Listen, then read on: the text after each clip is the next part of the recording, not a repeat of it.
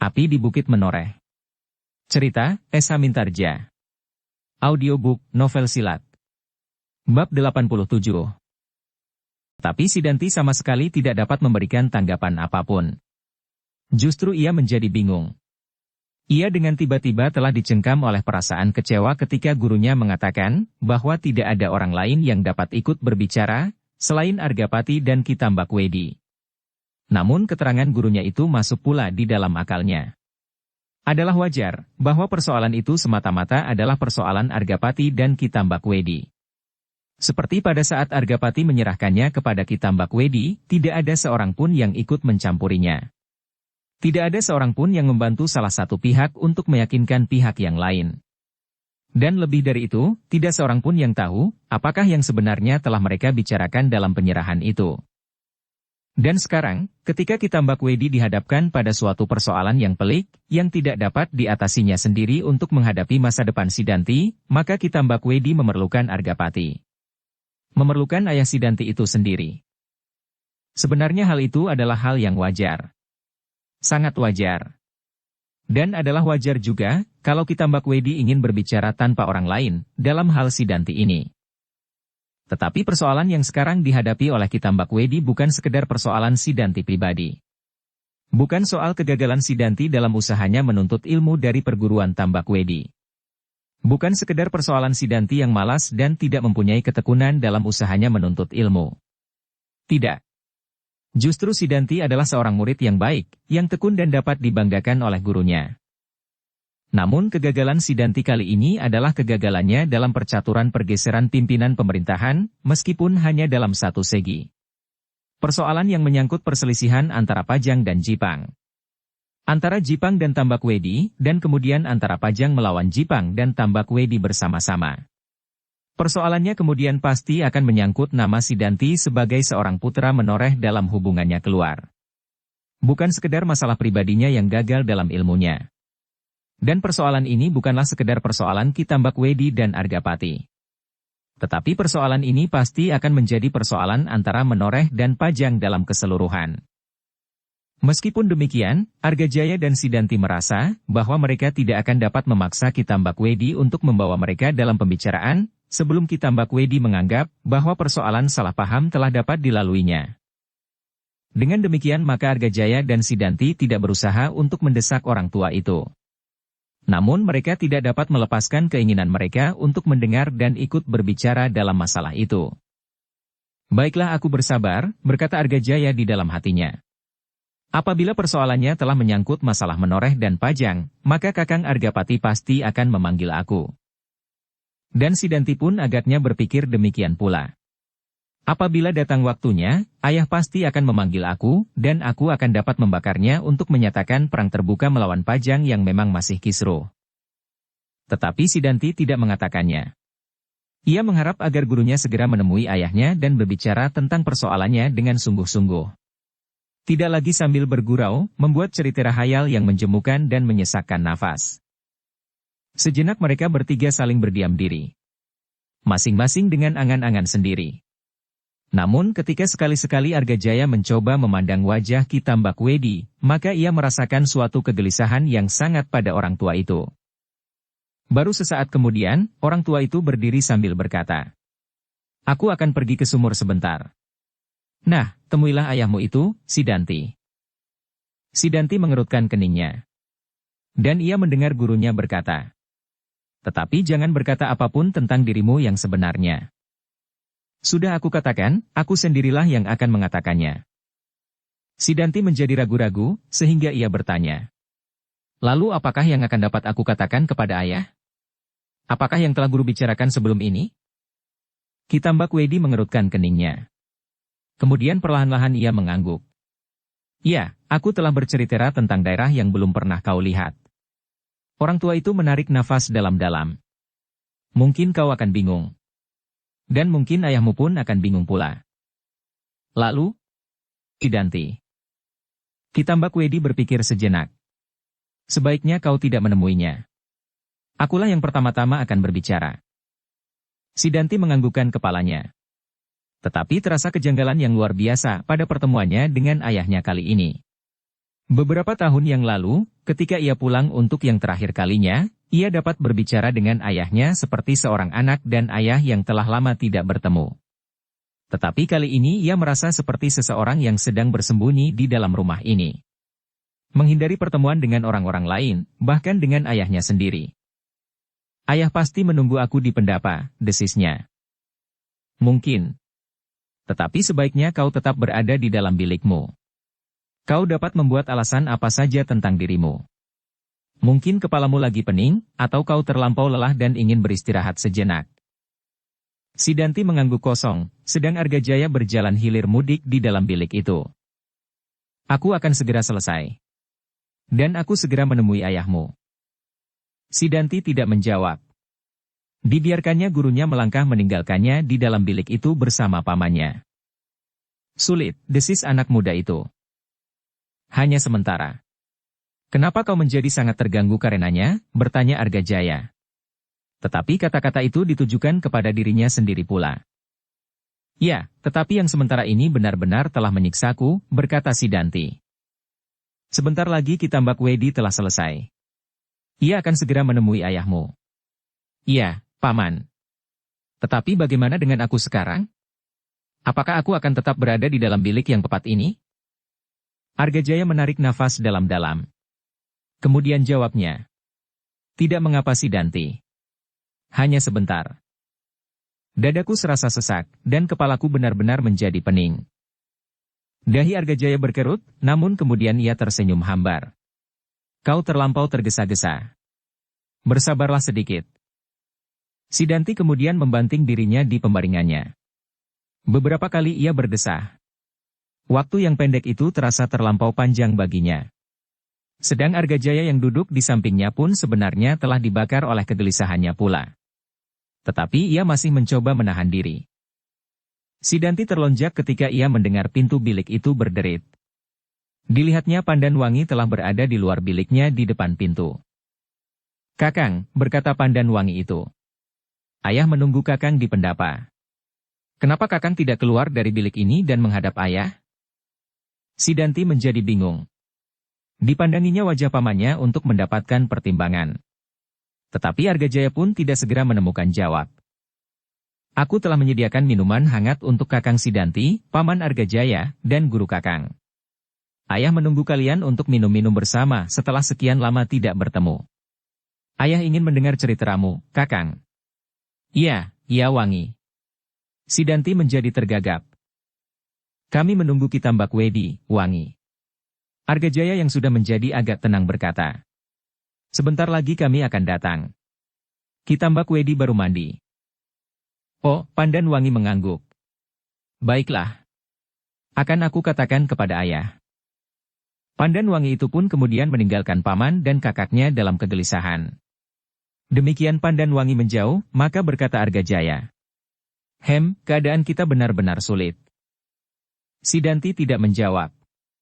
Sekali lagi dijatuhkannya tubuhnya di atas amben bambu dengan hati yang sangat kesal. Sekali-sekali masih terdengar ia berdesah dan menarik nafas dalam-dalam. Setelah mereka hampir tidak dapat bersabar lagi, barulah mereka melihat Kitambak Wedi masuk ke dalam bilik. Sebentar kemudian seseorang menjengukkan kepalanya dan berkata, Inilah lampu untuk bilik ini. Taruhlah di atas geledek itu, sahut Sidanti acuh tidak acuh.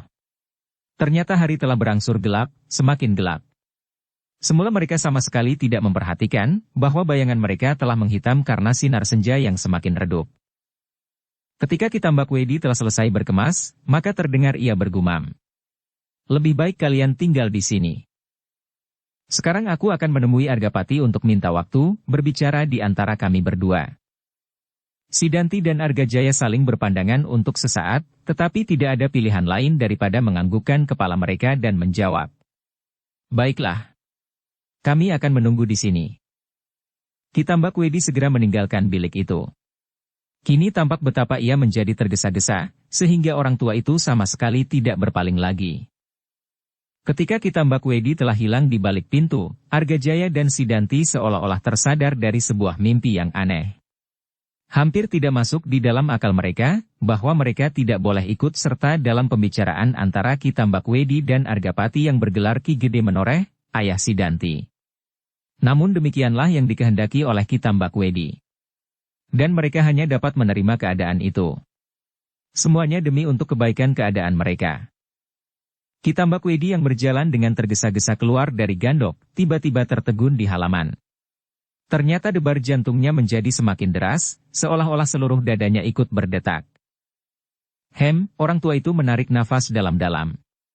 Aku harus dapat mengendalikan perasaanku. Ternyata aku telah dihantui oleh bayanganku sendiri.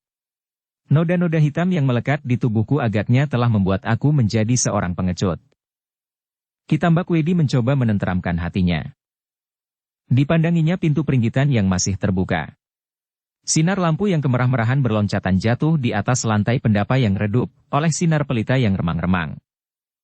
Di sana Argapati menunggu aku, Sidanti, dan Argajaya, orang tua itu berdesis. Tetapi keraguan-raguan yang sangat telah mencengkam hatinya. Hampir-hampir ia mengurungkan niatnya untuk bertemu dengan Argapati berdua. Tumbuhlah hasrat di dalam hatinya untuk berbuat licik. Mengajak Sidanti dan Argajaya untuk bersama-sama berbicara dengan Argapati meneruskan cerita mereka yang menjemukan itu. Tidak, tiba-tiba Ki Tambakwedi itu menggeretakkan giginya. Dengan demikian persoalan ini tidak akan selesai. Aku harus berkata seperti apa yang terjadi. Aku harus mengatakan kepada Argapati tentang keadaan Sidanti seperti yang benar-benar dialaminya. Apapun tanggapan Argapati, tetapi aku harus berterus terang. Ki Tambakwedi itu menggeram. Kemudian dibulatkannya hatinya untuk berhadapan dengan Argapati, dan mengatakan tentang keadaan Sidanti, mengatakan tentang dendam yang menyala di dada anak itu, serta sakit hati yang hampir-hampir tidak tertahankan. Argapati harus mengerti, gumam Ki Tambakwedi. Apapun yang sudah terjadi atasnya. Sesaat Ki Tambakwedi berdiri tegak sambil mengawasi pintu peringgitan. Ketika keraguan-raguannya mengganggunya lagi, maka dihentakkannya kakinya. Aku tidak boleh ragu-ragu. Ki Tambakwedi itu pun kemudian melangkahkan kakinya naik ke pendapa. Ditindasnya debar jantungnya yang semakin keras. Dicobanya untuk berbuat dengan tenang. Tanpa kesan apapun di wajah dan sorot matanya. Ketika ia muncul di pintu peringgitan, dilihatnya Argapati duduk di atas sehelai tikar pandan yang putih. Di sampingnya duduk putri satu-satunya. Pandan Wangi. Gadis itu sama sekali tidak mengesankan kegarangannya dalam pakaian laki-laki. Pandan Wangi dalam keadaannya itu, benar-benar seorang gadis yang manis. Sebuah pergolakan kembali melanda dada Ki Tambakwedi. Tetapi sekali lagi ia mencoba menindasnya. Namun darahnya serasa semakin cepat mengalir ketika ia mendengar Argapati tertawa dan berkata, marilah, silahkan duduk. Aku sudah lelah menunggu kalian. Marilah. Kita dapat berbicara semalam suntuk. Kalian dapat bercerita apapun juga. Marilah. Ki Tambakwedi melangkah masuk. Dan dilihatnya Argapati itu mengerutkan keningnya. Di mana Sidanti dan Argajaya? Kenapa ia tidak segera datang kemari? Pandan Wangi sudah memanggilnya, tetapi Argajaya menjawab bahwa mereka menunggu kau, Ki Tambakwedi. Sebentar lagi mereka akan datang, jawab Ki Tambakwedi. Apalagi yang mereka tunggu? Biarlah kita berbicara apa saja. Aku sudah kangen mendengar Sidanti bercerita. Sebentar lagi biarlah Pandan Wangi menyajikan makan kita, lalu kita berbicara lagi semalam suntuk. Aku kira beberapa orang akan datang pula kemari untuk mendengarkan cerita Sidanti yang telah lama tidak menginjakkan kakinya di kampung halamannya. Beberapa orang pemimpin tanah perdikan ini pasti akan kagum mendengar Sidanti menceritakan peperangan yang dialaminya, dan terbunuhnya Tohpati. Sidanti pasti akan memberikan banyak petunjuk dan pengalaman di dalam ceritanya bagi orang-orang tanah perdikan yang sepi ini. Iya. Argapati. Sebentar lagi ia akan datang. Apa yang dikerjakannya sekarang? Kepalanya terasa agak pening. Perjalanan hari ini terasa agak berat baginya karena terik matahari. Argapati mengerutkan keningnya. Tanpa prasangka apapun ia bertanya. Kenapa kepala Sidanti itu begitu cengeng? Bukankah ia telah mengalami perjalanan berhari-hari? Di dalam hujan dan terik matahari. Dada Ki Tambakwedi berdesir. Namun ia berusaha menjawab. Tentu Argapati. Bukan hari inilah yang menentukan. yang berhari-hari itu, sedikit demi sedikit telah mempengaruhi kesehatan Sidanti. Tetapi anak itu tidak mau melihat kenyataan bahwa perjalanan yang berhari-hari itu terlampau berat baginya.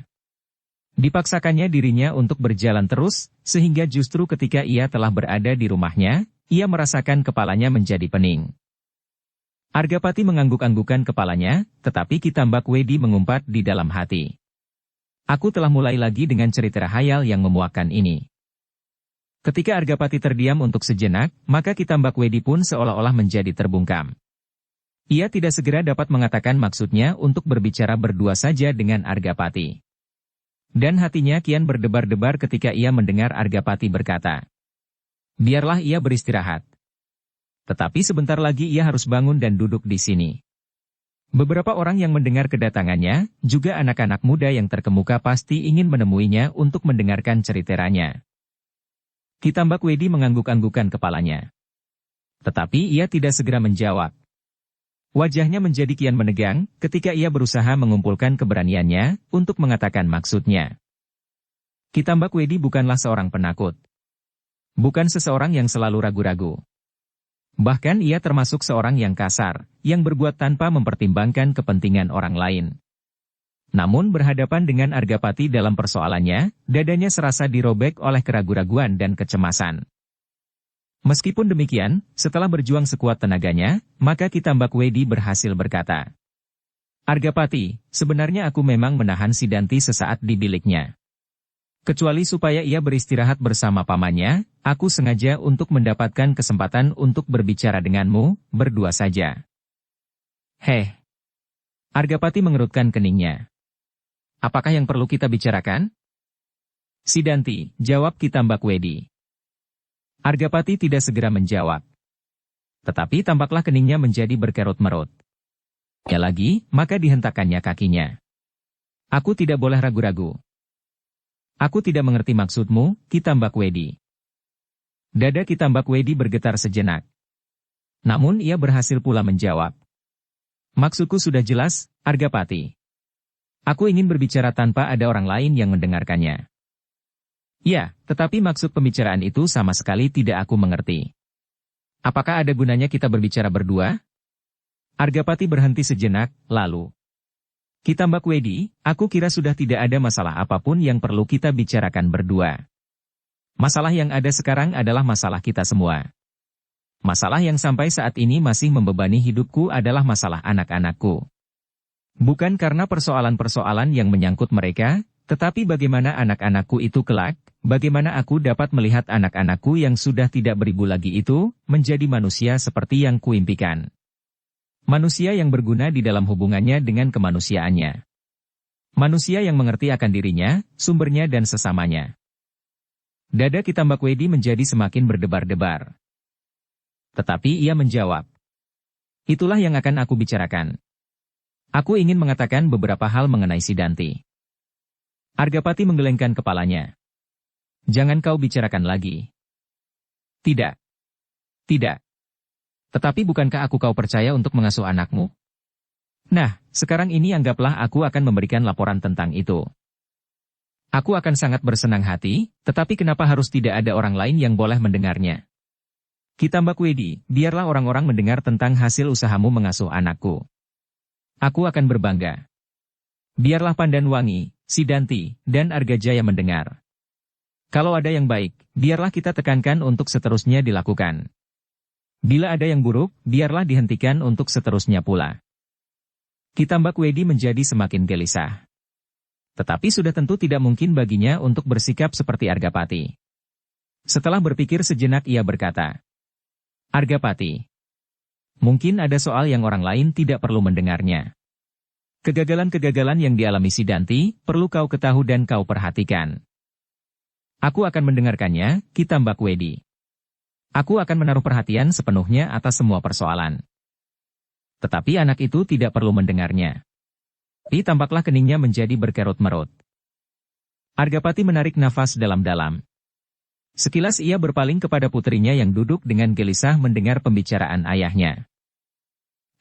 Apakah Pandanwangi juga tidak boleh mendengar?" Pertanyaan itu telah membuat Ki Tambak Wedi semakin sulit. Tetapi ia terpaksa menjawab. Sebaiknya tidak, Argapati. Sekali lagi Argapati menarik nafas dalam-dalam. Gumamnya. Pandanwangi adalah orang yang paling dekat dengan aku saat ini. Ia tahu apa saja persoalanku. Persoalanku sebagai seorang ayah, dan persoalanku sebagai kepala tanah perdikan ini.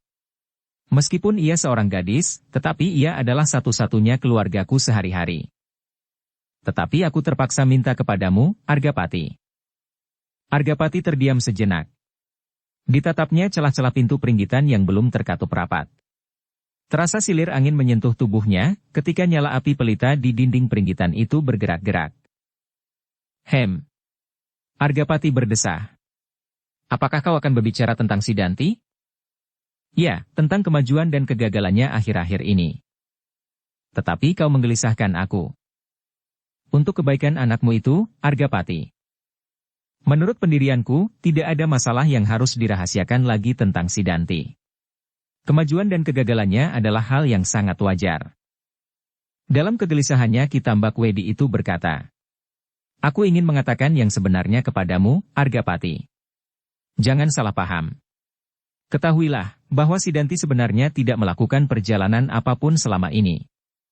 Aku telah membuat suatu cerita untuk menyelubungi persoalan yang sebenarnya. Persoalan yang hanya akan aku katakan kepadamu saja." Tampaklah wajah Ki Gede menoreh berkerut. Ia terkejut mendengar pengakuan yang tiba-tiba itu. Ternyata bukan saja Ki Gede menoreh, tetapi juga Pandanwangi terperanjat karenanya, sehingga untuk sesaat ditatapnya wajah Ki Tambak Wedi dengan mulut ternganga. Ki Tambak Wedi melihat keheranan yang tersirat pada wajah-wajah itu. Wajah Ki Gede menoreh dan wajah Pandanwangi. Dengan demikian, maka debar di dadanya menjadi semakin tajam. Ki Tambak Wedi, desis Argapati, sejenak kemudian. Apakah aku tidak salah dengar, bahwa sebenarnya Sidanti sama sekali tidak pernah melakukan perjalanan seperti yang kau katakan? Ki Tambak Wedi menganggukkan kepalanya. Ya, demikianlah. Argapati menarik nafas panjang sekali. Wajahnya yang keras menjadi tegang. Namun ia mencoba untuk tidak terpengaruh oleh keadaan itu. Aku sungguh tidak mengerti, katanya kemudian. Agaknya kau masih juga senang bergurau, Ki Tambak Wedi. Aku menanggapi cerita itu dengan bersungguh-sungguh. Ternyata kau hanya sekedar mengganggu kami orang-orang menoreh. Aku terpaksa berkata demikian, Argapati, sahut Tambak Wedi.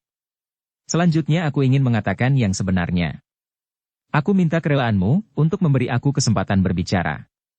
Kini bukan saja dada Ki Tambak Wedi yang menjadi berdebar-debar. Tetapi dada Argapati pun menjadi berdebar-debar pula. Bahkan Argapati itu tidak menyembunyikan perasaannya itu. Katanya, Ki Tambak Wedi. Aku menjadi berdebar-debar karenanya.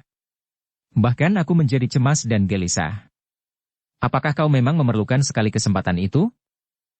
Ya, aku memerlukannya. Ya, demikianlah. Tampak kerut-merut di wajah Argapati menjadi semakin dalam. Dipandanginya putrinya yang masih saja duduk di tempatnya dengan penuh pertanyaan tersimpan di dalam hatinya. Argapati berdesah. Kau benar-benar membuat aku gelisah. Bagiku tidak ada lagi persoalan yang perlu dirahasiakan, Ki Tambak Wedi. Kita sebaiknya berbicara dengan terbuka. Apa yang telah terjadi atas Sidanti? Berilah aku kesempatan, Argapati. Aku merasa bahwa tidak ada orang lain yang perlu mendengar keteranganku tentang apa yang telah terjadi atas Sidanti. Apalagi Pandanwangi. Kini Argapati mengangguk-anggukkan kepalanya. Sekali lagi ia berpaling kepada putrinya. Dan perlahan-lahan ia berkata, Wangi, sebaiknya kau tinggalkan kami berdua. Aku dan Ki Tambak Wedi. Agaknya Ki Tambak Wedi ingin mengatakan sesuatu tentang kakakmu, Sidanti, tetapi tidak siokianya kau ikut mendengarkannya. Keheranan masih saja memancar dari wajah gadis itu. Tetapi ia tidak membantah. Segera ia beringsut dari tempatnya dan berkata, Baiklah ayah. Aku akan pergi ke belakang, menyiapkan makan untuk ayah dan para tamu. Bagus, bagus Wangi. Lakukanlah. Kami akan segera makan. Pandanwangi itu segera meninggalkan peringgitan. Tetapi sesuatu yang aneh telah menggelisahkannya. Ia sama sekali tidak mengerti kenapa Kitambak Wedi ingin berbicara berdua saja dengan ayahnya. Sepeninggal Pandanwangi, wajah Argapati menjadi semakin tegang. Ditatapnya saja wajah Kitambak Wedi tanpa mengucapkan sepatah kata pun juga. Maka Kitambak Wedilah yang mulai dengan kata-katanya. Argapati. Sebelumnya aku minta maaf bahwa aku telah membuat suatu cerita tentang Sidanti. Aku terpaksa membuat cerita itu sebenarnya khusus untuk Pandanwangi. Ia aku anggap tidak perlu mengetahui keadaan Sidanti sebenarnya. Kenapa? Sahut Argapati. Kenapa kau tidak berterus terang tentang Sidanti kepada Pandanwangi? Aku kira Pandanwangi telah cukup dewasa untuk mengetahui apapun juga tentang kakaknya, seandainya kegagalan sama sekalipun. Argapati terdiam sejenak, lalu. Tetapi menurut Pandanwangi, Sidanti ternyata luar biasa. Pandanwangi merasakan tekanan yang berat dari kakaknya ketika kakaknya itu mengganggunya. Apalagi seandainya Sidanti benar-benar ingin mengalahkannya, maka Sidanti pasti dengan cepat akan dapat melakukan. Bukankah dengan demikian ternyata bahwa Sidanti tidak gagal? Ya, dari segi kanuragan Sidanti memang tidak gagal. Argapati mengerutkan keningnya. Kini ia telah mendapat arah dari pembicaraan ini. Kegagalan Sidanti tidak terletak pada olah kanuragan. Karena itu, maka perlahan-lahan ia bergumam seolah-olah ditujukan kepada diri sendiri. Jadi kegagalan Sidanti terletak pada persoalan yang lebih dalam dari olah kanuragan itu sendiri? Ya, jawab Kitambak Wedi. Sidanti telah melibatkan diri dalam persoalan yang besar yang menyangkut hubungannya dengan Pajang. Tampaklah kerut-merut di kening Argapati menjadi semakin dalam. Terasa detak jantungnya bertambah cepat. Maksudmu, Sidanti telah terlibat dalam suatu persoalan dengan Pajang? Persoalan yang mana? Bukankah Sidanti kini seorang prajurit Pajang? Argapati berhenti sejenak, seolah-olah ia sedang mencari kata-kata yang tepat untuk diucapkan. Baru sejenak kemudian ia melanjutkan. Sudah tentu Sidanti tidak sedang melakukan perjalanan seperti yang kau katakan. Dan sudah tentu Sidanti meninggalkan Sangkal Putung bukan karena alasan itu pula. Nah, apakah yang telah terjadi dengan Sidanti? Itulah yang akan aku katakan. Kitambak Wedi menjadi ragu-ragu sejenak. Tetapi ia telah mulai dengan persoalan itu, sehingga ia tidak akan dapat surut kembali. Apakah Sidanti tidak cukup baik sebagai seorang prajurit, atau Sidanti telah melakukan kesalahan? Sebenarnya Sidanti tidak bersalah, jawab Tambak Wedi. Kenapa sebenarnya? Apakah yang telah terjadi atasnya? Kitambak Wedi menarik nafas dalam-dalam. Ia mencoba menenangkan hatinya sebelum mulai dengan persoalan Sidanti yang sesungguhnya. Sejenak mereka saling berdiam diri. Masing-masing mencoba mempersiapkan perasaan dan nalar mereka masing-masing untuk menghadapi suatu pembicaraan yang bersungguh-sungguh. Dalam kesenyapan itu, yang terdengar hanyalah desah angin perlahan-lahan dan suara cengkerik di kejauhan. Di sudut desa kemudian terdengar suara kentongan untuk memanggil para peronda. Suasana di dalam peringgitan itu semakin lama menjadi semakin tegang. Meskipun Kitambak Wedi belum menyatakan sepatah kata pun, namun terasa bahwa seolah-olah mereka telah berada dalam satu suasana yang menegangkan urat syaraf mereka. Setelah dengan susah payah mengatur desah nafasnya, maka Kitambak Wedi baru dapat mulai dengan kata-katanya. Sebelumnya aku minta maaf padamu, Argapati. Argapati mengangguk kaku. Tetapi ia tidak menyahut. Aku telah mencoba berbuat sebaik-baiknya untuk kepentingan Sidanti. Tetapi keadaan di sekitar Sidanti sama sekali tidak menguntungkannya. Sekali lagi Argapati menganggukkan kepalanya. Sidanti terpaksa meninggalkan lingkungan keprajuritan. Kening Argapati tampak berkerut. Ia sudah menyangka bahwa itulah yang terjadi. Sidanti terpaksa meninggalkan lingkungan keprajuritan. Argapati itu berdesah. Tetapi ia masih belum menyahut. Kau jangan terkejut Argapati, bahwa persoalannya adalah anak-anak muda. Kitambak Wedi berhenti sejenak. Orang tua itu menjadi semakin berdebar-debar ketika ia melihat wajah Argapati menjadi merah. Tetapi itu bukan sebab yang terutama, Argapati, sambung Kitambak Wedi kemudian dengan tergesa-gesa. Persoalan itu hanyalah sekedar pendorong dari sebab-sebab yang sebenarnya. Argapati masih belum menjawab. Iri hati dan dengki telah menyebabkan Sidanti terpaksa meninggalkan kedudukannya yang kian hari kian bertambah baik. Kini Argapati menarik nafas dalam-dalam. Perlahan-lahan ia berdesis. Iri hati dan dengki adalah hambatan yang paling menjemukan bagi setiap kemajuan. Tetapi kenapa Sidanti harus meninggalkan lapangan yang telah dipilihnya itu? Kalau kedengkian dan iri hati itu datang dari kawan-kawannya seangkatan, maka hal itu pasti akan dapat diatasinya. Hal yang demikian agaknya cukup dibiarkannya saja. Meskipun mungkin akan dapat juga menghambat kemajuannya, tetapi hal yang serupa itu tidak perlu dilayani. Kitambak Wedi menarik nafas dalam-dalam, lalu. Tetapi kedengkian dan iri hati itu datangnya justru dari pimpinan pasukan Pajang di Sangkal Putung. Hei! Argapati terkejut. Siapakah mereka itu? Widura. Widura? Argapati mengulangi. Dan Untara. Hei! Argapati benar-benar terkejut mendengar nama itu disebut. Untara, senapati Pajang yang mendapat kepercayaan di daerah Merapi dan sekitarnya. Kitambak Wedi mengangguk. Ya. Sekali lagi Kitambak Wedi melihat wajah Argapati menjadi semburat merah. Kitambak Wedi, nada suara Argapati menjadi semakin berat. Apakah yang sudah mereka lakukan? Apakah kedengkian mereka disebabkan karena kemungkinan yang baik dari Sidanti di dalam lapangan keprajuritan? Apakah disebabkan karena persoalan anak-anak muda seperti yang kau katakan? Keduanya, Argapati, sahut Kitambak Wedi. Widura adalah pimpinan pasukan Pajang di Sangkal Putung. Ya, aku telah mendengar. Untara adalah kemanakan Widura itu? Argapati mengangguk. Tetapi sumber yang paling memuakkan dari benturan di antara mereka adalah seorang anak muda yang bernama Agung Sedayu. Siapakah Agung Sedayu itu? Adik Untara. Jadi juga kemanakan Widura? Ya.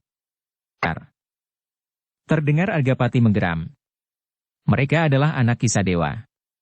Aku mengenal ayahnya, meskipun tidak begitu rapat. Tetapi ayahnya bukan seorang yang dengki dan iri hati terhadap kemajuan orang lain.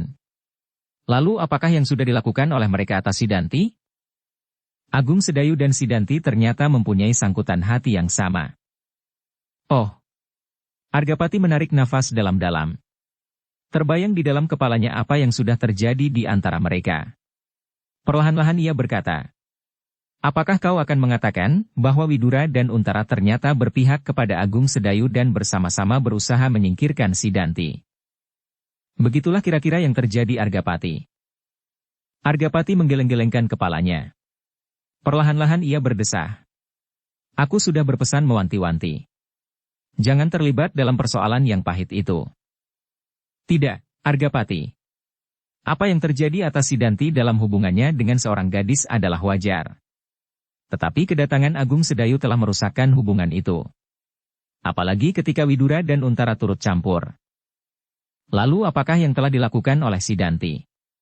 Menentang kedua pimpinannya itu? Darah mudanya telah meluap. Bodoh. Bodoh sekali. Seharusnya ia tidak berbuat sekasar itu.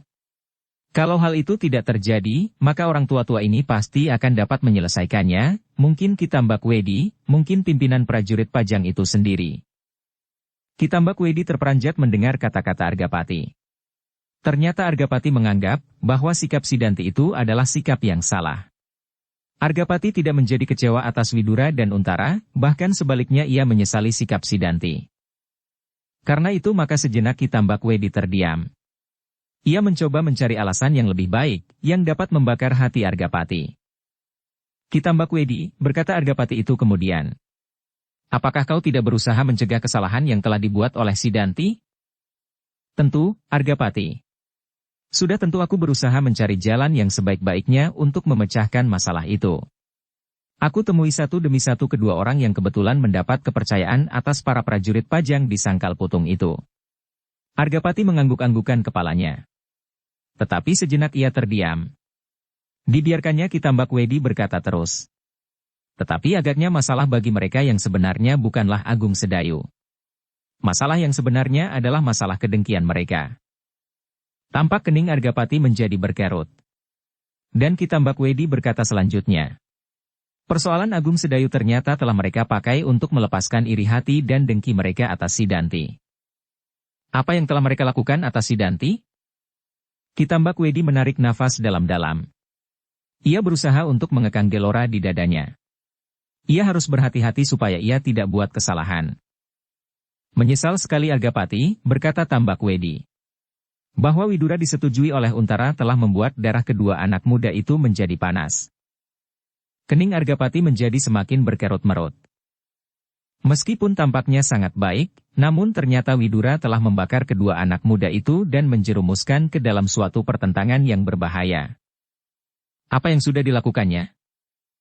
Widura menyelenggarakan sayembara memanah. Untuk apa? Untuk menentukan siapa yang berhak atas gadis itu. Ah, wajah Argapati menjadi tegang. Apakah kau berkata sebenarnya Ki Tambakwedi? Kenapa tidak? Aku berkata untuk kepentingan anakmu, Argapati.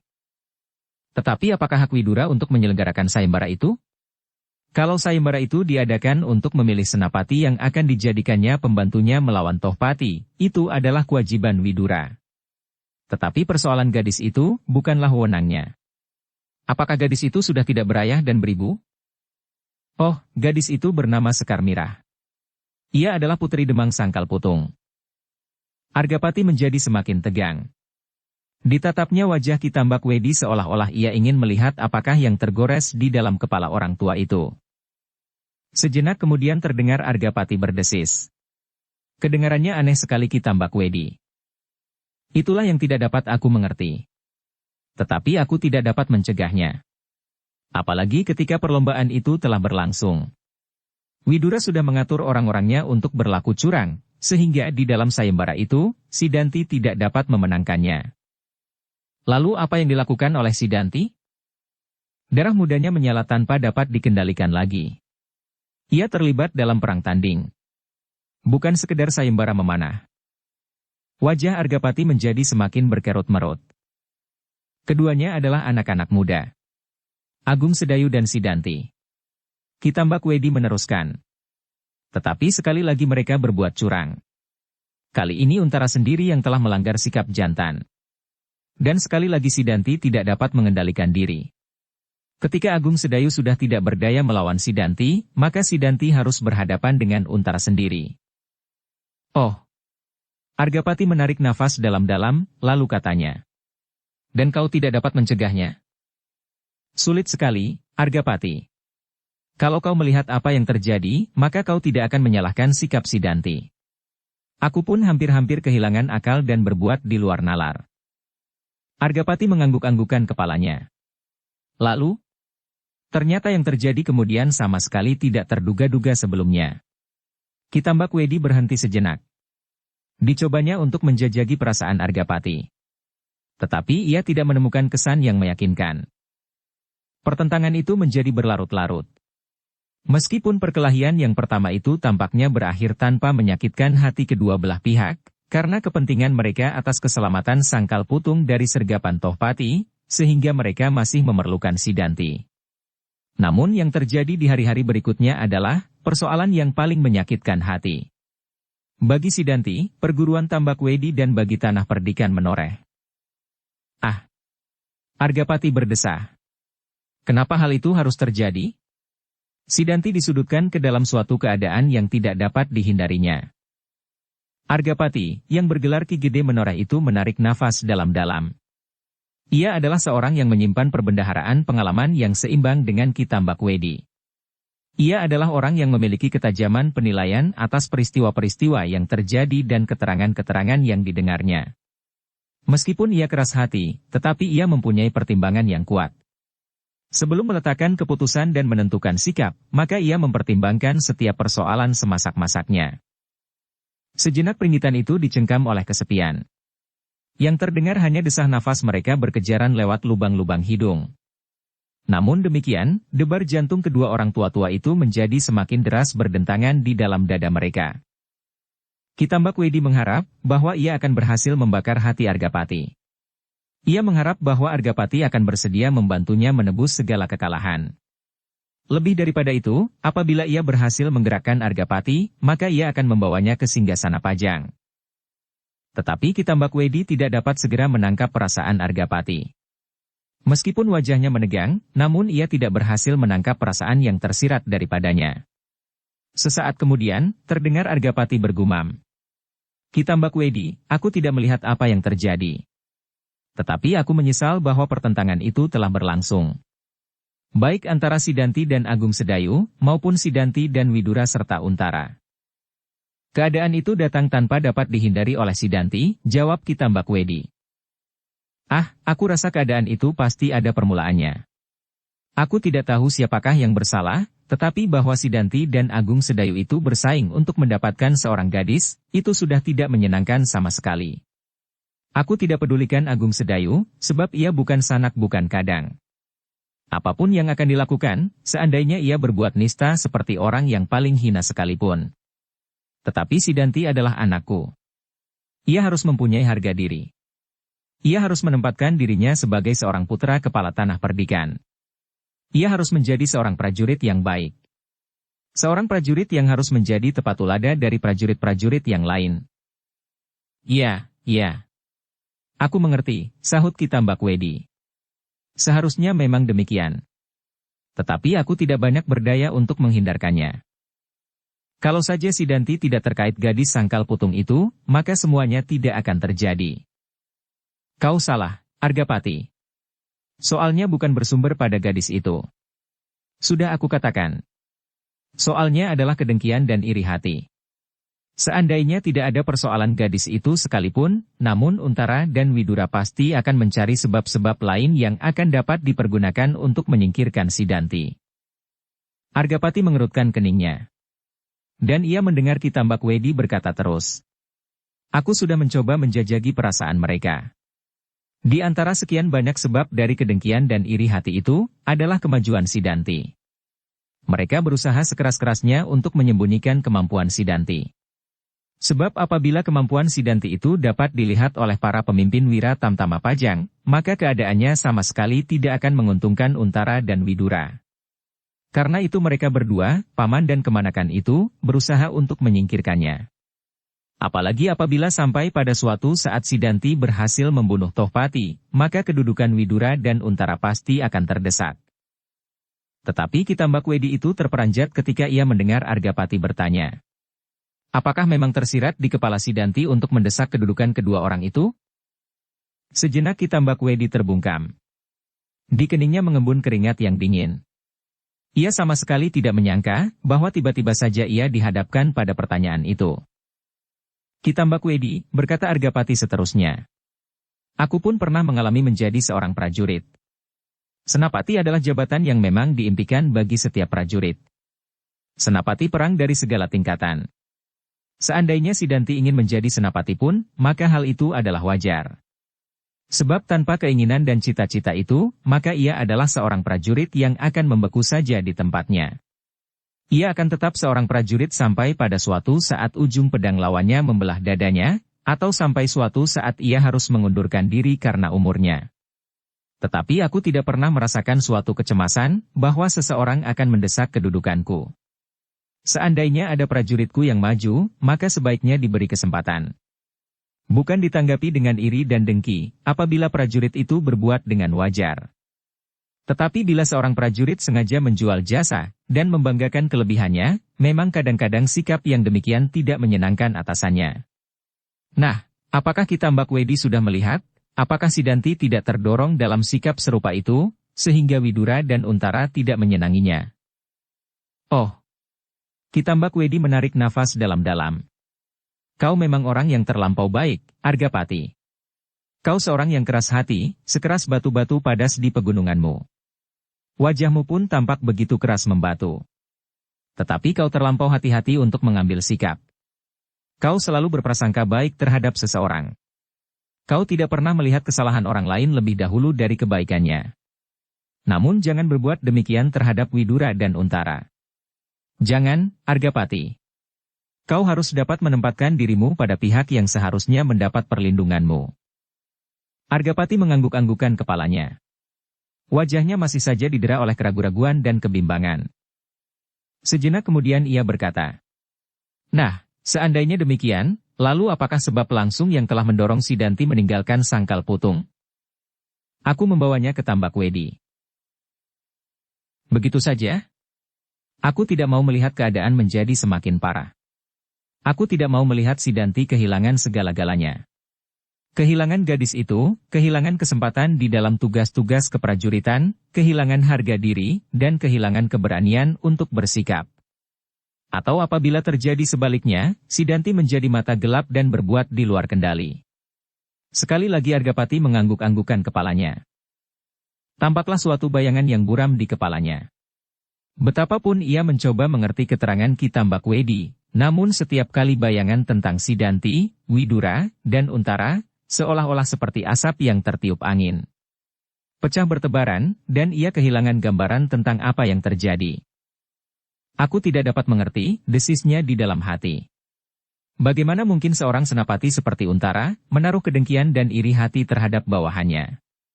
Terhadap Sidanti. Tetapi lalu dijawabnya sendiri. Untara masih muda. Mungkin ia masih kurang bijaksana menanggapi keadaan, sehingga timbullah kedengkian dan iri hati itu. Namun bagaimanapun juga Argapati masih dibelit oleh keraguan-raguan dan kebimbangan. Apakah kau tidak dapat mengerti, Argapati? Bertanya Ki Tambakwedi. Aku sedang mencoba untuk mengerti, jawab Argapati dengan jujur. Kau memang terlampau baik dan jujur, sehingga kau tidak dapat membayangkan kedengkian dan iri hati orang lain. Sebab kau sendiri tidak pernah berbuat demikian atas orang lain. Argapati menarik nafas dalam-dalam. Lalu seandainya kemudian aku meyakini kebenaran keteranganmu, lalu apakah yang sebaiknya aku lakukan menurut pertimbanganmu? Detak jantung Ki Tambakwedi menjadi semakin berdebar-debar. Ia merasa belum dapat meyakinkan Argapati. Namun ia harus berusaha membuat hati orang itu menjadi semakin panas. Ia harus dapat membakar perasaannya. Tetapi Argapati bukan Sidanti, gumam Ki Tambakwedi di dalam hatinya.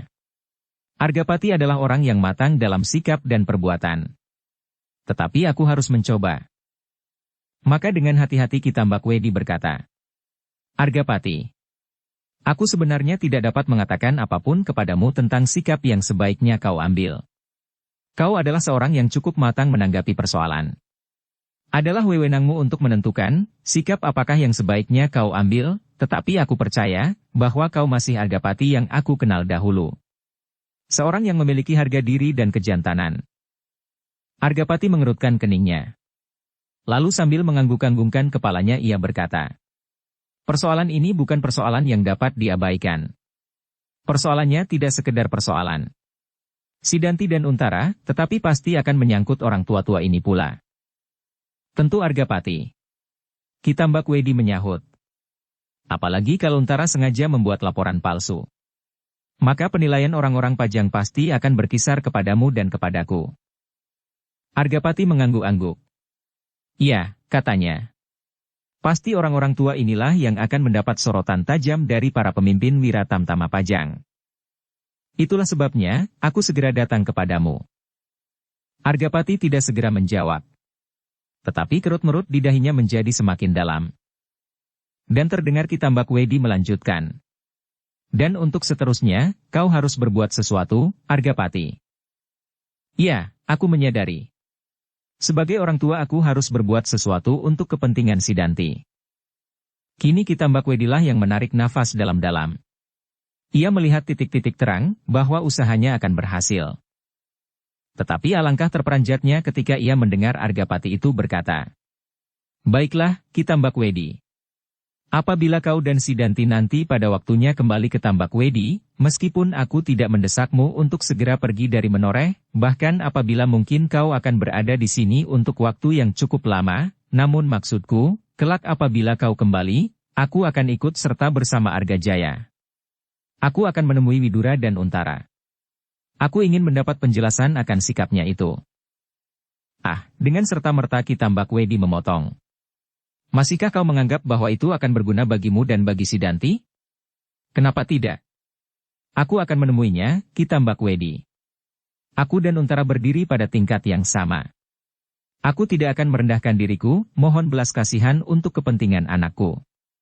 Tidak Ki Tambakwedi. Bukankah kau tahu, bahwa ketika kau menganjurkan aku untuk menemui Ki Gede Pemanahan dan menitipkan Sidanti kepadanya, supaya Sidanti segera mendapat kedudukan yang baik, aku menolak. Aku tidak mau berbuat demikian. Sidanti harus menjadi seorang prajurit yang baik. Prajurit yang merayap dari tingkat yang paling rendah untuk mencapai tingkat yang setinggi-tingginya. Bukan karena ia anakku, dan aku telah mengenal Ki Gede Pemanahan, meskipun tidak begitu rapat seperti aku mengenal kau. Kau pun telah mengenal Ki Gede Pemanahan pula. Tetapi hal itu tidak kita lakukan. Aku tidak mau. Meskipun tampaknya demikian akan menguntungkan Sidanti, namun Sidanti akan kehilangan masa-masa yang akan dapat menempa dirinya sendiri. Ia akan kehilangan keprihatinan, karena dengan serta-merta ia berada di tingkat yang tinggi. Bukan karena hasil cucuran keringatnya sendiri, tetapi karena pengaruh orang lain, meskipun orang lain itu adalah ayahnya sendiri. Aku tahu, Argapati. Aku tahu betapa kau mencoba mendidik Sidanti untuk percaya kepada diri sendiri tanpa menggantungkan diri kepada orang lain. Tetapi kini masalahnya berbeda.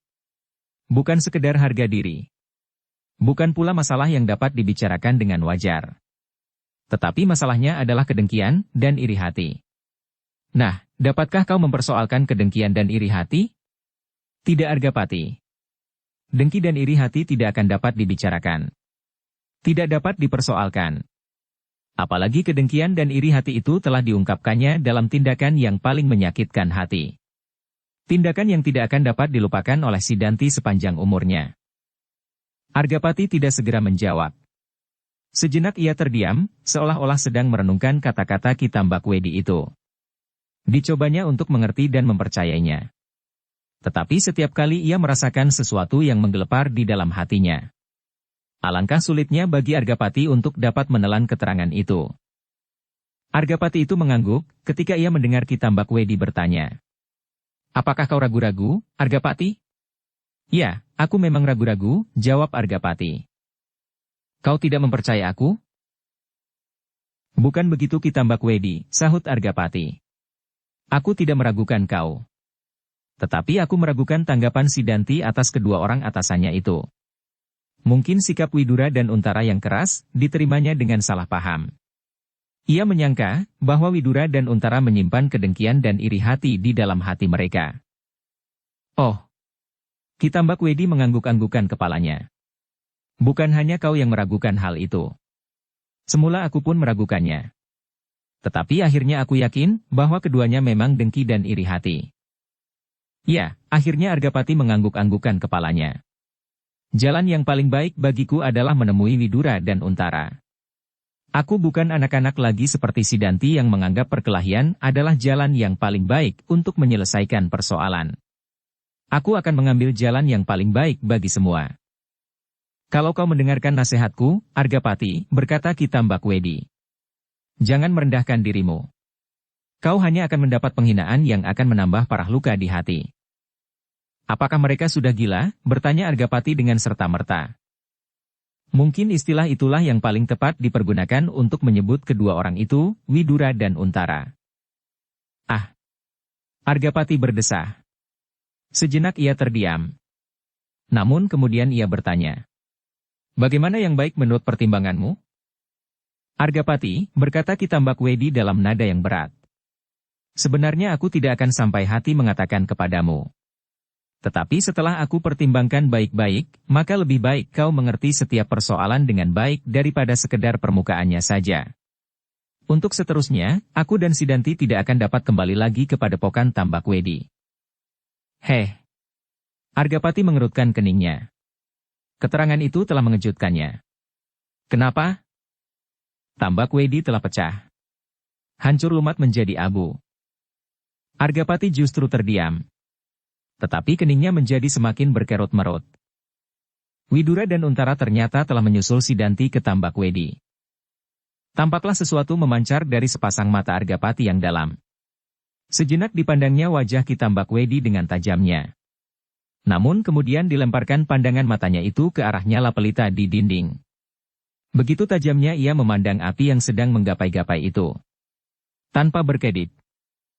Dada Ki Tambakwedi menjadi berdebar-debar. Ia tahu benar kekuatan yang tersimpan di dalam diri orang itu. Di dalam diri Ki Argapati. Seperti kelebihan yang tersimpan di dalam dirinya, yang tidak dimiliki oleh orang kebanyakan, sehingga orang menyebut bahwa Ki Tambakwedi mampu menangkap angin. Seperti orang mengatakan, bahwa perguruan Kedung Jati mempunyai rangkapan nyawa di dalam diri setiap muridnya. Maka hampir setiap mulut di Menoreh mengatakan, bahwa dengan sorot matanya, Argapati yang bergelar Ki Gede Menoreh, itu mampu membakar setiap benda yang dikehendakinya, sehingga menjadi abu. Debar di dada Ki Tambakwedi itu menjadi semakin keras, ketika tiba-tiba ia melihat api pelita itu terguncang dengan kerasnya, seolah-olah dihembus oleh angin yang bertiup dari arah sepasang mata Ki Gede Menoreh. Tetapi sejenak kemudian nyala pelita itu telah tegak kembali, seolah-olah menari dengan riangnya. Ki Tambakwedi tersadar, ketika ia mendengar Ki Gede Menoreh itu menarik nafas dalam-dalam. Seolah-olah sedang menikmati hasil pemusatan pikiran, dengan sengaja mengguncang nyala api pelita itu dengan pandangan matanya. Bukan main, berkata Ki Tambakwedi di dalam hatinya. Begitu besar perbawa pada dirinya, sehingga aku telah dicemaskan oleh permainannya. Ki Tambakwedilah yang kemudian menarik nafas dalam-dalam. Ketika ia sekali lagi memandang api pelita itu, maka dilihatnya sekali lagi api pelita itu berguncang, meskipun Ki Gede Menoreh tidak sedang memandanginya. Terasa, angin yang lembut mengalir mengusap kening Ki Tambakwedi yang basah oleh keringat. Setan alas. Ki Tambakwedi itu mengumpat di dalam hatinya. Aku tidak dapat membedakan lagi, apakah yang telah mengguncangkan nyala api itu. Tetapi tadi aku tidak merasakan usapan angin yang dapat menggerakkan nyala pelita itu. Sejenak kemudian, keduanya masih saling berdiam diri. Ketegangan terasa semakin memuncak. Dan sejenak kemudian, terdengar suara Argapati dalam nada yang berat dan dalam. Apakah keadaan Sidanti sudah sedemikian parahnya, sehingga kau harus mengorbankan padepokanmu? Ki Tambakwedi menganggukkan kepalanya. Ya. Aku telah mengorbankannya untuk mencoba mempertahankan Sidanti. Untunglah, bahwa Sidanti berhasil melepaskan dirinya. Kalau tidak, ia pasti akan dijadikan pengewan-ewan. Ia akan dihinakan jauh lebih menyakitkan hati daripada sisa-sisa orang Jipang yang dapat ditangkap oleh Widura dan Untara. Sekali lagi Argapati terhenyak dalam kediamannya. Sekali ia merenungkan kata-kata Ki Tambakwedi. Namun terasa ketegangan di dalam ruangan itu pun semakin bertambah-tambah. Argapati, berkata Ki Tambakwedi kemudian. Aku telah melakukan segala macam usaha. Usahaku yang terakhir adalah menyelamatkan Sidanti. Seterusnya aku hanya dapat mengadu kepadamu. Anak itu memerlukan perlindunganmu. Wajah Argapati menjadi semakin tegang. Terbayanglah suatu peristiwa yang sama sekali tidak disangka-sangkanya. Peristiwa yang telah menyeret Sidanti ke dalam suatu persoalan yang sulit. Yang mau tidak mau pasti akan menyangkut namanya, kecuali nama Ki Tambakwedi. Namun bagaimanapun juga, Argapati tidak dapat mengusir kebimbangan yang mencengkam jantungnya. Dengan demikian, maka terjadilah suatu pergolakan di dalam dadanya. Sentuhan terhadap Sidanti yang setiap orang menyebutnya putra kepala tanah perdikan Menoreh adalah sentuhan terhadapnya. Tetapi apakah benar hal itu terjadi karena kedengkian dan iri hati? Bukan hanya sekedar karena salah paham yang berlarut-larut? Argapati menarik nafas dalam-dalam ketika ia mendengar Ki Tambakwedi berkata. Kau harus mengambil sikap, Argapati. Apapun yang telah terjadi di antara kita, tetapi kini nama Menoreh sedang mendapat perhatian di kalangan Wira Tamtama Pajang. Bukan karena kesalahan kita, bukan pula karena kesalahan Sidanti.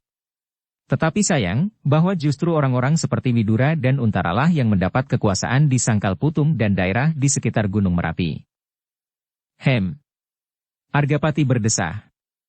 Kenapa persoalan itu telah menjadi sedemikian jauh?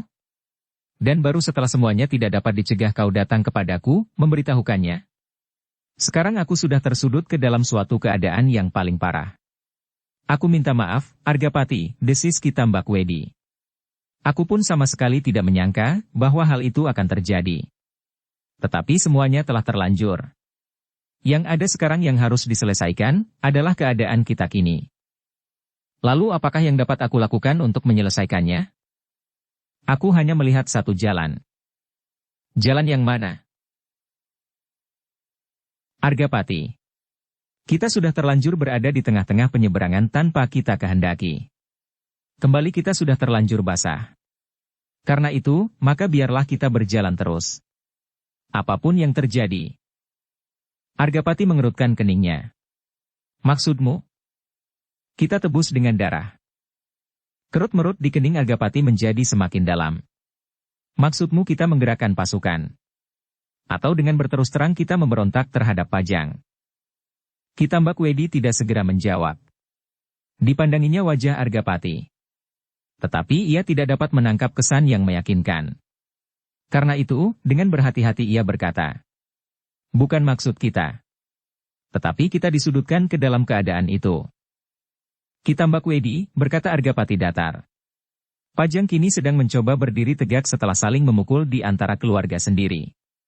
Bahkan sampai kini, menurut pendengaranku, masih saja tumbuh keributan di mana-mana. Beberapa orang bupati tidak senang menerima Karbet di atas tahta, meskipun mereka masing-masing menyimpan pamrih pula. Nah, apakah kita juga akan menambah kekisuhan itu? Kitambak Wedi mengangkat alisnya. Sejenak ia terdiam. Tetapi kemudian ia menjawab. Aku berpikir sebaliknya, Argapati. Maksudmu? Pajanglah yang selalu membuat keributan di mana-mana. Pajanglah yang terlampau tamak. Kalau kau tahu sedikit saja tentang masa-masa muda anak yang bernama Karbet itu, maka kau akan segera mengerti, apakah yang sebenarnya sedang dilakukannya kini. Ternyata para perwira-wira tamtama itu pun telah mewarisi sikap dan sifat-sifat itu. Nah, apakah kau dapat mengerti? Argapati mengangguk-anggukan kepalanya. Katanya, ya, aku mengerti. Bukankah maksudmu mumpung Pajang belum tegak benar, kita mempergunakan kesempatan ini? Begitulah. Kitambak Wedi, berkata Argapati. Persoalan itu adalah persoalan hidup dan mati. Jangan menyeret tanah perdikan ini ke dalam keadaan yang tidak dapat kita yakini. Apabila masalahnya demikian, maka kita memerlukan waktu untuk memikirkannya. Apakah kita harus menunggu sampai pasukan Pajang menyeberangi hutan Tambak Baya, Mentaok, dan Kali Praga? Ah, jangan seperti anak kecil, Kitambak Wedi. Kau tahu bahwa untuk melakukannya, Pajang pun memerlukan waktu.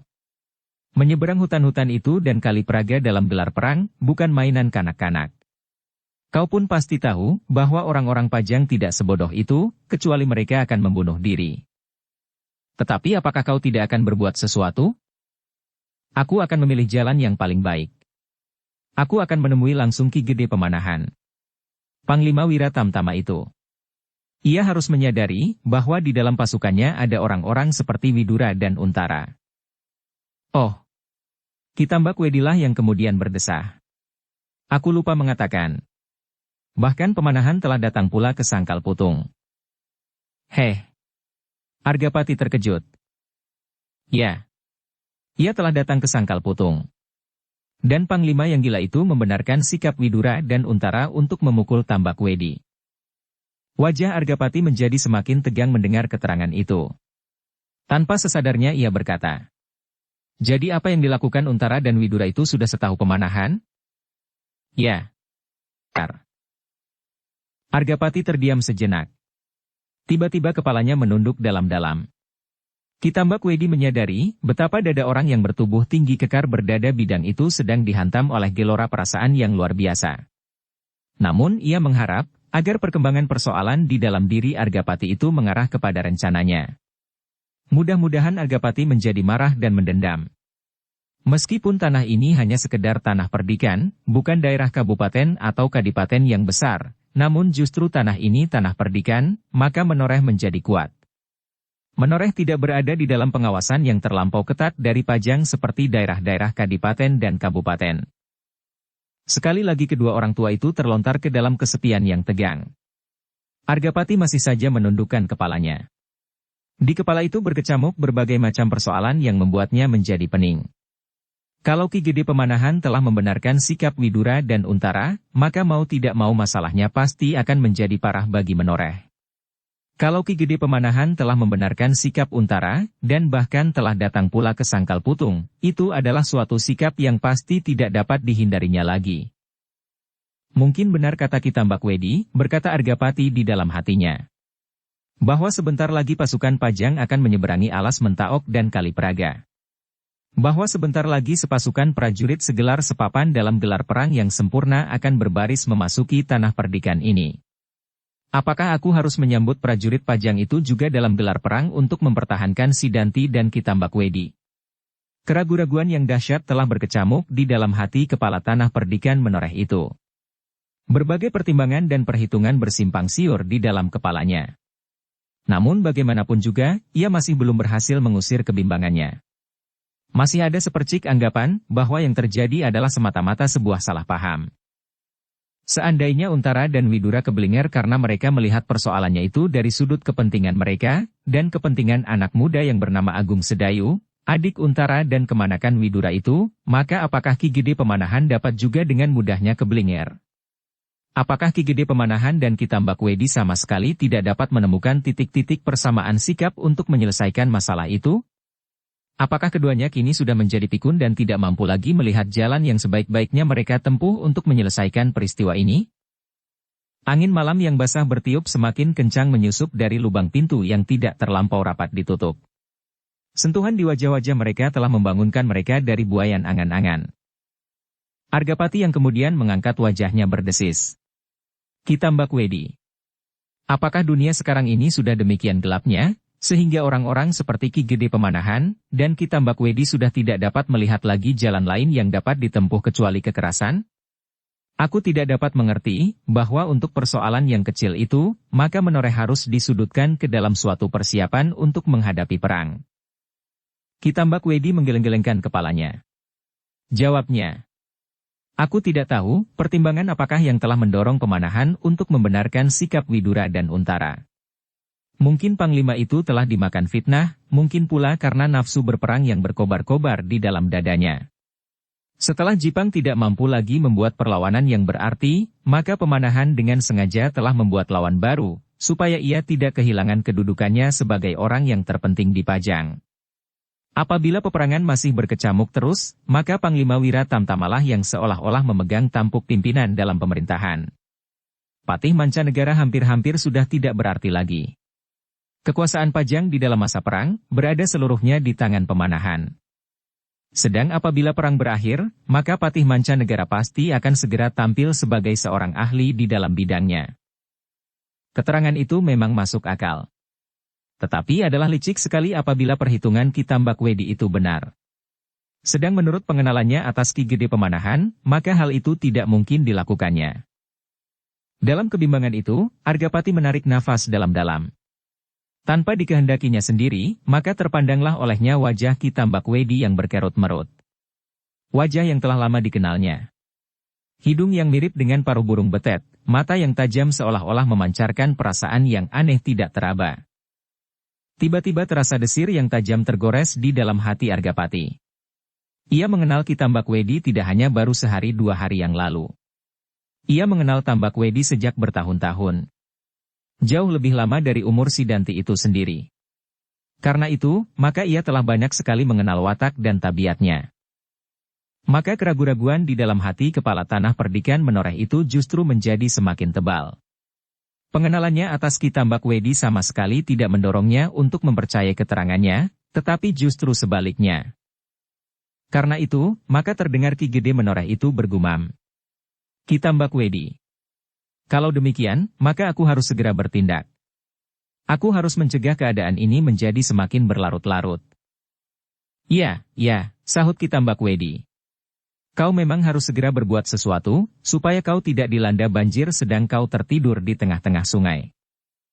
Argapati mengangguk-anggukan kepalanya. Namun ia masih ingin mendengar keinginan Ki Tambak Wedi selanjutnya. Maka katanya, kalau demikian, apakah yang pertama-tama harus aku lakukan? Kau harus menyiapkan dirimu, Argapati. Aku tahu maksudmu.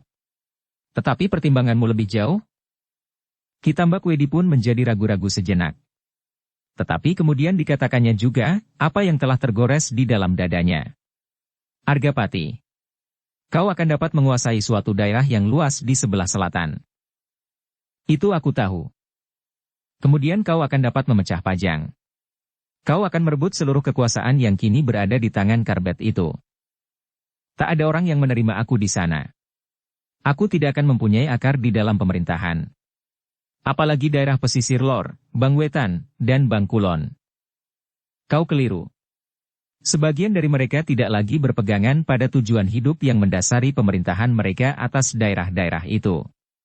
Asal mereka masih tetap berkuasa dan dapat menyalahgunakan kekuasaan mereka, maka mereka tidak akan berbuat apa-apa. Argapati mengerutkan alisnya. Agaknya Ki Tambakwedi sudah membuat pertimbangan-pertimbangan yang jauh. Orang tua itu agaknya telah memperhitungkan setiap kemungkinan yang akan terjadi. Ki Tambakwedi memang mempunyai wawasan yang tajam. Perhitungannya tentang para adipati itu memang masuk akal. Ki Gede Menoreh pun telah mendengar pula, bahwa ada di antara mereka, para adipati sudah tidak berpijak lagi pada kepentingan daerah mereka masing-masing. Para pemimpin pemerintahan dan para senapati yang bertugas di daerah-daerah pun agaknya telah dijalari oleh penyakit yang serupa. Ada di antara mereka yang lebih senang melihat kepentingan sendiri daripada kepentingan daerah dan tugas masing-masing. Gumam Argapati di dalam hatinya. Mengherankan bagiku. Kenapa Ki Tambakwedi sudah membuat perhitungan sedemikian jauh sehingga ia yakin bahwa setiap gerakan pasukan yang dapat memecah Pajang akan dapat menguasai seluruh daerahnya? Tetapi seandainya demikian, apakah yang dapat aku lakukan? Dalam kediamannya, Ki Gede Menoreh mendengar Ki Tambakwedi berkata, "Apakah kau sependapat, Argapati?" Ki Tambakwedi, jawab Argapati perlahan-lahan. "Seandainya aku berhasil menguasai Pajang, lalu apakah gunanya bagiku? Para adipati hanya mementingkan diri mereka sendiri. Mereka sama sekali tidak berarti apa-apa bagi Pajang. Pajang tidak akan lebih dari sebuah nama yang kosong. Wilayahnya tidak lebih dari kota Pajang itu sendiri." Perlahan-lahan Argapati. Perlahan-lahan, kau akan dapat menguasai mereka. Tidak, Ki Tambakwedi, tiba-tiba Argapati menggeleng. Aku tidak akan dapat menguasai mereka. Sebab pasti akan tumbuh orang lain yang mendendamku dan melakukan perbuatan yang sama. Merebut Pajang. Kalau ia mempunyai kekuatan yang lebih besar dari kekuatanku, maka peristiwa yang baru saja terjadi akan terulang. Terulang dan terulang kembali. Mereka yang merasa mempunyai kekuatan akan berbuat serupa. Para adipati dan senapati itu tidak akan berbuat apa-apa selain mengakui setiap orang yang sedang menguasai sekedar kota Pajang. Aku tidak ingin melihat hal yang serupa itu terjadi, Ki Tambakwedi. Tidak. Tampaklah wajah Ki Tambakwedi menjadi merah. Sebersit goncangan perasaan telah memanjat sampai ke wajahnya. Jawaban Argapati telah menggetarkan jantungnya, sehingga dengan serta-merta ia berkata, "Lalu apakah yang akan kau lakukan? Menghadap Ki Gede Pemanahan, Panglima yang tamak itu untuk minta belas kasihan?" Terasa sesuatu berdesir di dada Argapati. Meskipun ia tidak segera menjawab, tetapi pandangan matanya menyorotkan perasaannya yang berguncang. Berbagai pertimbangan telah bergolak di dalam dirinya. Pertimbangan masa lampau, pengenalannya atas Ki Tambakwedi, Sidanti, Menoreh, Pemanahan, dan semuanya. Terasa seolah-olah dunia di sekitarnya berputar mengelilinginya dengan segala macam persoalan. Tetapi yang paling parah menggores jantungnya adalah persoalannya sendiri. Persoalan yang dihadapkan kepadanya oleh Ki Tambakwedi. Dengan melontarkan Sidanti sebagai pokok persoalan, ia dihadapkan pada pilihan yang pahit. Argapati menarik nafas dalam-dalam. Kemudian terdengar ia bergumam. "Apapun yang kau katakan Ki Tambakwedi, tetapi kau akan memilih jalan itu. Aku akan menemui Ki Gede Pemanahan. Kalau aku tidak dapat memecahkan masalahnya, maka apa boleh buat? Mungkin aku menerima pendapatmu. Mungkin aku akan memukul tanda perang dengan tanganku sendiri. Akulah yang akan berdiri sebagai senapati tertinggi, yang akan berdiri menjadi paruh gelar pasukanku. Mudah-mudahan di dalam peperangan itu pun, aku akan bertemu lagi dengan Ki Gede Pemanahan, atau Adipati Pajang sendiri." Debar di dada Ki Tambakwedi menjadi semakin keras berdentangan memukul dinding jantungnya. Dengan nada yang tinggi ia berkata, "Kalau aku Argapati, maka aku tidak akan mau merendahkan diri seperti itu. Tidak ada lagi pembicaraan yang dapat menolong keadaan. Aku sudah bicara. Bicara sampai bibirku hampir terlepas dari mulutku. Tetapi yang aku terima hanya penghinaan.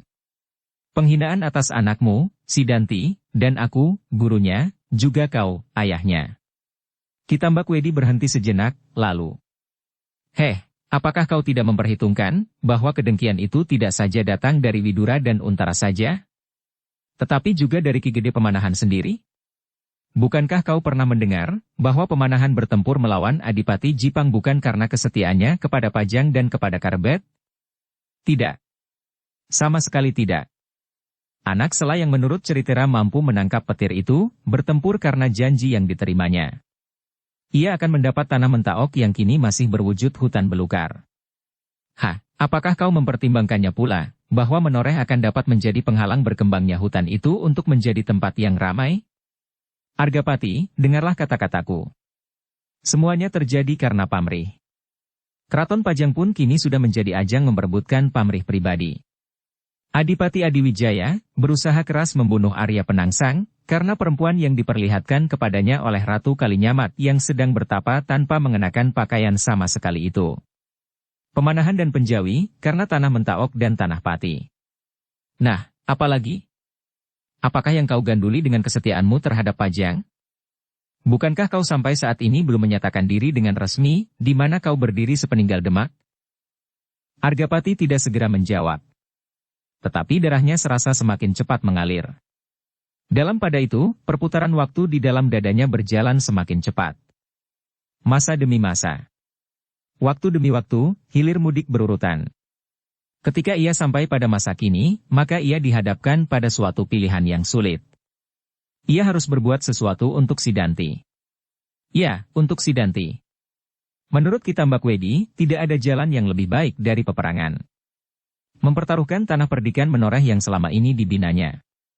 Mengorbankan beratus-ratus bahkan beribu-ribu orang untuk Sidanti. Sidanti. Nama itu semakin keras terngiang di telinganya. Namun semakin keras nama itu mendengung, maka semakin deraslah arus darah di pembuluhnya. Dan tiba-tiba saja, Argapati itu berkata lantang. Tidak. Tidak. Kata-kata itu telah benar-benar menghantam dada Kitambak Wedi seperti runtuhnya batu-batu di atas bukit menoreh menimpa dirinya. Sejenak ia mematung, namun sorot matanya seolah-olah menyala memandang Ki Gede menoreh yang kini menengadahkan dadanya. Bersambung ke bab 88.